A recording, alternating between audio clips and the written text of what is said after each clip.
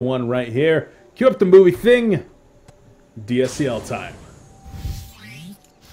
Guy, So, you go. go. You know what? I'll take one. You take the other. We'll share. It's Valentine's Day after all. There you go. And speaking of Valentine's Day, we got the pink Protoss here in the bottom right-hand corner. He's just following in the footsteps of the Protoss player just a moment ago. Will he have any more success, or will he fall prey once again to his Zerg adversary? We've got ChinkYY. And now, in the top left, as the orange Zerg, currently getting scouted out by a probe, we do have Rokhorn. And like you said, that probe getting over there pretty dang early. It might feel a little earlier than normal because it took us a while to actually get into that game. But we do have that probe scouting out, and now going to be making his way back over to try to block the hatchery that could have gone down. But no, a 15 hatch going to be going, or excuse me, a 15 spawning pool going to be going down from Rokhorn. So far, so standard. Everything's looking fine. May even try and sneak out a Nexus first at the moment. So the drone getting in there to block it down. Nexus first on this map is very viable because of a narrow, easily defended natural ramp. But meanwhile for Rokhorn, the pool on its way down should be followed up by 2 hatcheries. And then it just all comes down to the point of, actually, what can you do late game? What is the mid game push going to be? Is it going to be a 2-base play? Will ChinkYY try and take the greedy third? Or will Rokhorn just go for a big 2-base all-in? Yeah, we'll have to see. And of course, if for some reason the game doesn't end off of that tier 2 tech for both players, getting into that tier 3, it's when Zerg starts to maybe struggle a little bit with this map. The Infestor Broodlord composition, great, but if you kind of have this window where Protoss has the 2-base timing and then they have a 4-base timing that they can hit.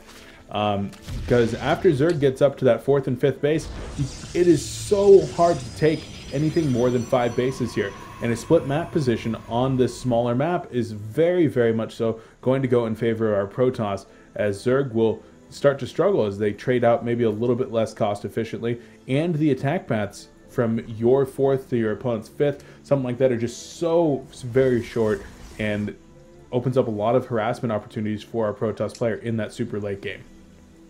Now, one really interesting thing I'm seeing is the Rokhorn has chosen to get 6 Zerglings out early. And when you consider that normally you only see 2, maybe 4 at most, they've really got to be a little bit aggressive. Because if they don't manage to do some damage or pay for themselves, it will put Rokhorn behind in terms of his economy and where it would like to be. His 3rd base rather, was already delayed because of it coming down at about the 4 minutes 30 mark.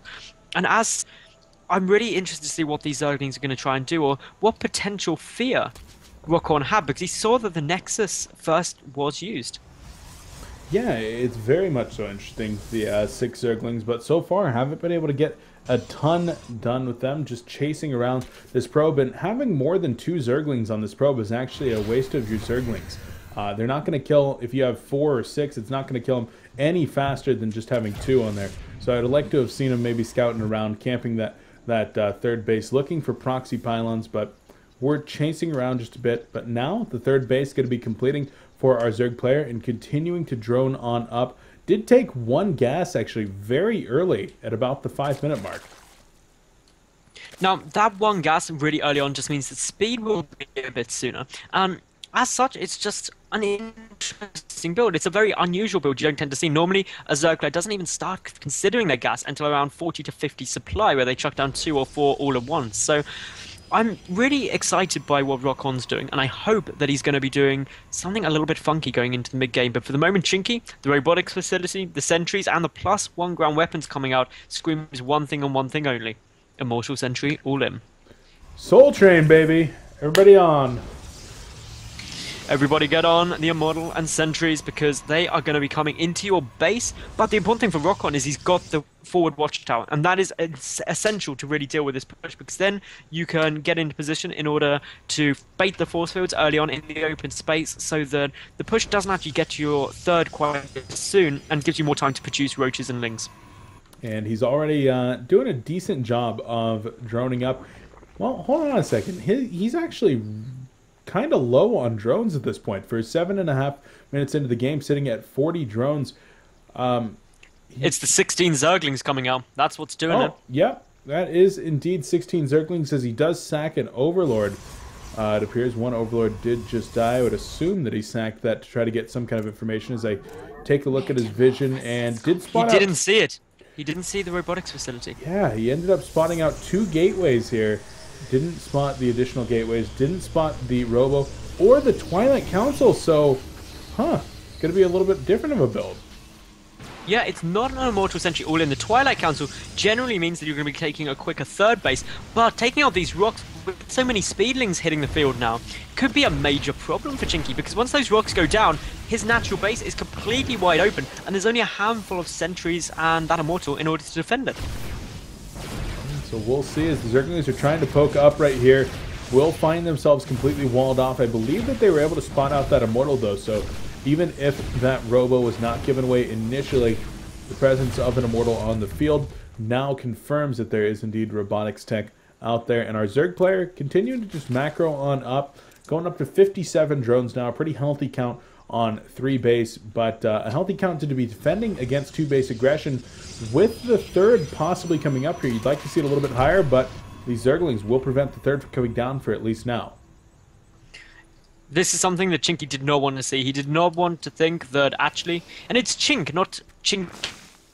ChinkYY? Is the YY part of his name? I don't know.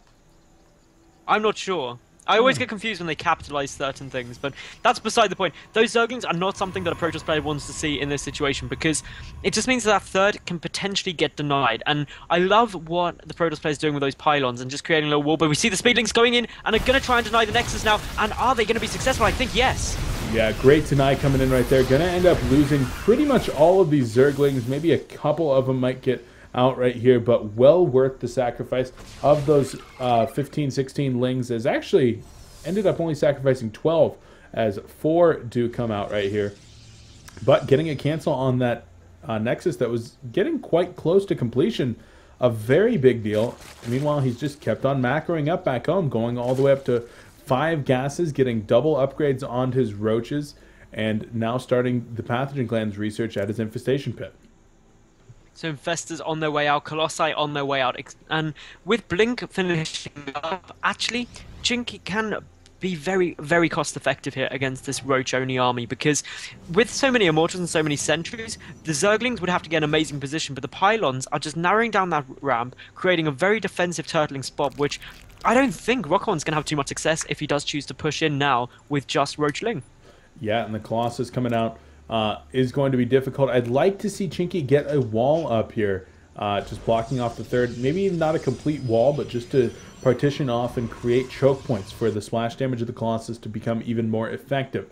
But so far, not going to be going in, and now Roaches and Lings going to be trying to bust down this army. This is a very dangerous army, and just scoots on out of there, losing 3 Lings, but getting the scouting information, and he's now aware that there's absolutely no way he can break that. He's going to have to throw down a 4th base. Already starting his hive right now, but where's his Spire?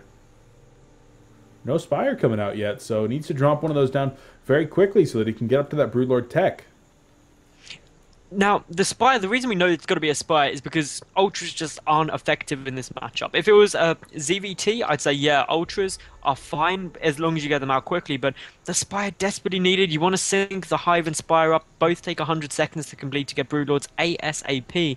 But instead, Rokhorn just being very map aware. He's using these Speedlings and the Roaches just to get so much vision, but once the Infestors come out, and just due to the fact that there are already 2 Colossi with a third nearly complete, he's not going to be able to push into this third, and as such, the teching is the key thing.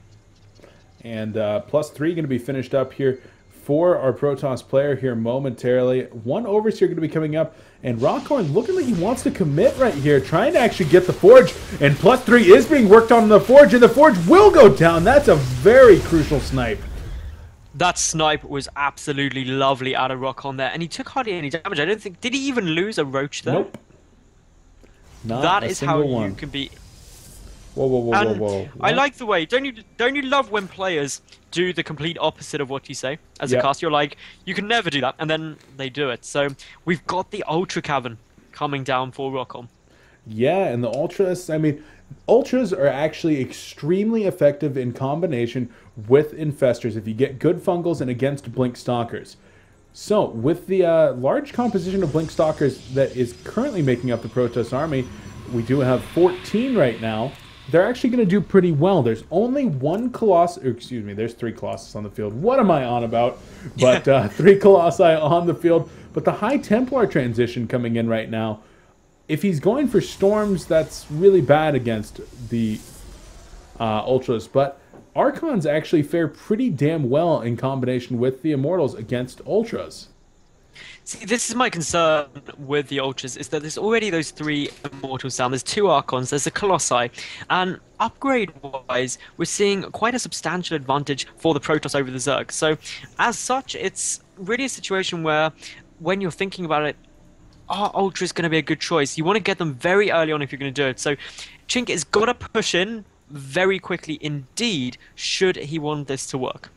Yeah, and the upgrade's definitely something to talk about there. Like you said, +2 just barely coming out for our Zerg melee, and +3 now starting with the armor. Going to be getting that chitinous upgrade as well as the adrenal glands. So these Ultras are going to have a total of 5 armor here in just a moment.